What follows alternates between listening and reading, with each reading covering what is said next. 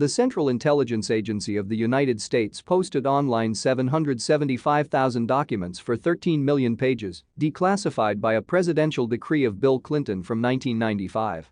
The archive contains information on the activities of the CIA during the Cold War, the Vietnamese and Korean conflicts. Also in the database you can find data on the projects of the agency for the study of UFOs and human telepathic capabilities. The Treasury also includes documents from Henry Kissinger, the former U.S. Secretary of State under Presidents Richard Nixon and Gerald Ford, as well as several 100,000 pages of intelligence analysis and research and development. There are also very unusual files about cases of UFO sightings, for example, or instructions on how and from which to make invisible ink. Since 2000, access to this archive, CREST CIA Records Search Tool, was possible only from 4 computers in the National Archives in Maryland at certain hours. This created inconvenience for researchers. The documents of the Project Stargate, during which the capabilities of psychics were investigated, are also of interest. One of these subjects was Israeli magician and illusionist Uri Geller.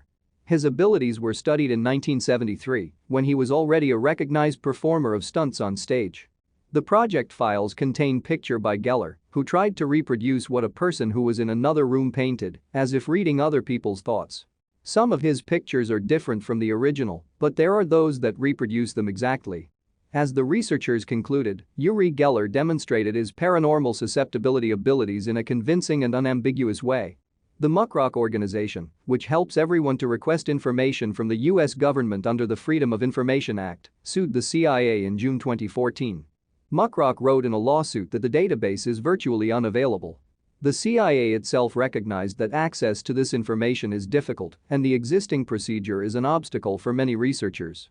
Initially, the CIA reported that it would take them 28 years to put all the documents online. In 2015, the term was reduced to 6 years. The creator of the Glomer Disclosure Project, Michael Best, decided in 2016 to raise money for a project to digitize the CREST database using a crowdfunding scheme. After that, the CIA agreed to speed up the process.